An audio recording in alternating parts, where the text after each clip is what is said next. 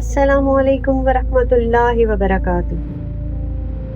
اے عشق حقیقی کے دیوانوں، ذرا پل کے موند لو اور سوچو، اگر ہر سانس جو تم لیتے ہو صرف ہوا نہ ہو بلکہ اللہ کا پیغام ہو، اگر ہر قدم جو تم رکھتے ہو ایک چھپا ہوا دروازہ ہو جو تمہاری تقدیر کی طرف کھلتا ہو، آج کی یہ داستان صرف تمہاری کانوں تک نہیں بلکہ تمہاری روح میں اتر جائے گی، اور شاید وہ راز جگا دے جو تم بھول چکے ہو اس دنیا کی روشنی میں۔ ایک گاؤں میں ایک نوجوان رہتا تھا جس کا نام رحمان تھا۔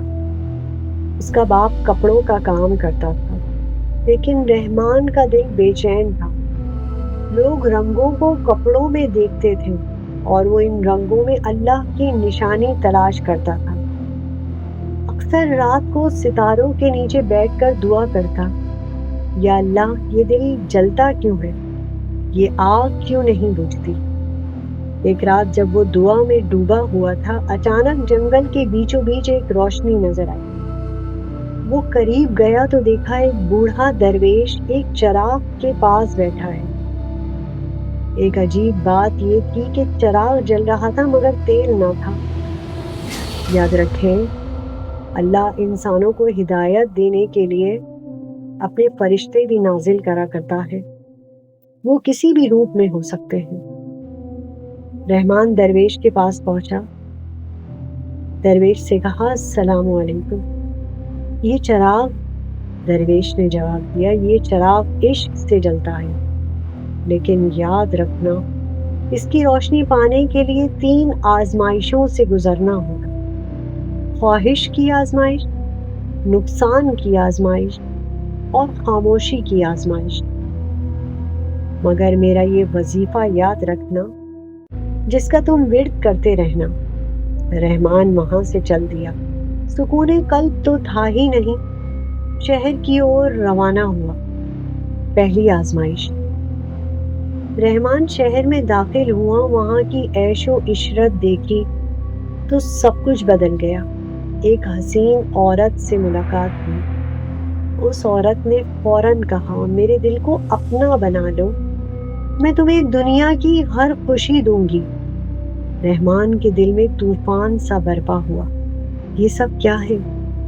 مگر اس کو وہ چراغ یاد آیا۔ اس نے بے ساختہ کہا، ان اللہ مع الصابرین۔ یاد رکھیں، یہ وہ وظیفہ ہے جو درویش نے دیا تھا۔ اور رحمان نے اس عورت سے کہا، میرا دل اس کا ہے جس نے دل بنایا ہے۔ وہ پلٹ گیا اور یوں اس کا نفس کمزور نہ ہوا مگر ایمان مضبوط رہا۔ دوسری آزمائش۔ ایک بستی میں وبا پھیل گئی، لوگ مرنے لگے۔ رحمان کا قریبی دوست بیمار ہوا اور اس کی گود میں جان دے دی۔ وہ چیخ اٹھا، یا اللہ، محبت دے کر چھین کیوں لیتے ہو؟ یاد رکھیں، یہ دوست ہیں، آپ کے ماں باپ بھی ہو سکتے ہیں، آپ کی اولاد بھی ہو سکتی ہے۔ یہ صرف آزمائش ہے۔ اسی رات خواب میں چراغ نظر آیا۔ اس نے کہا، جو اللہ کے پاس لوٹتا ہے وہ فنا نہیں ہوتا، وہ ہمیشہ باقی رہتا ہے۔ رحمان نیند سے جاگا اور وہ وظیفہ کہا، ان اللہ مع الصابرین۔ رحمان کا دل مطمئن ہوا۔ تیسری آزمائش۔ آخر کار وہ صحرا پہنچا۔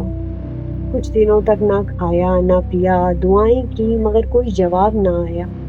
وہ گر پڑا اور کہا، یا اللہ، کیا میں بھلا دیا گیا ہوں؟ میں تو اتنی عبادت کرتا ہوں۔ اچانک سے آواز گونجی، اس کے دل کے اندر کی آواز، میں کبھی غائب نہ تھا، اے رحمان، میں تیری سانسوں میں ہوں، تیرے ساتھ ہوں۔ جب رحمان درویش کے پاس لوٹا تو چراغ غائب تھا۔ درویش مسکرایا، چراغ باہر نہیں تھا، اس کی روشنی تیرے دل میں تھی۔ خواہش نے تجھے پاک کیا، نقصان نے تجھے تسلیم کرنا سکھایا، خاموشی نے تجھے حضوری دکھائی۔ اب تو خود چراغ ہے، دوسروں کے لیے روشنی بن۔ رحمان کے بے ساختہ آنسو بہنے لگے۔ اس نے اپنے دل پہ ہاتھ رکھا اور کہا، ان اللہ مع الصابرین۔ یاد رکھیں ہم بھی ان روشنیوں میں کھوئے ہوئے ہیں۔ اگر ہمارے اس چھوٹے سے پیغام سے کوئی راہ راست پر آ جاتا ہے تو یقین کریں ہم صحیح روڈ میپ پر ہیں۔ یاد رکھیں عشق حقیقی نہ شہروں میں ہے، نہ جنگلوں میں، نہ صحراؤں میں ہے، وہ تمہارے اپنے دلوں کی خاموشی میں چھپا ہے۔ اس قصے کو ادھورا نہ چھوڑنا، شاید اس کے آخری الفاظ تمہاری روح کا جواب میں چھپا ہوں۔ شکریہ۔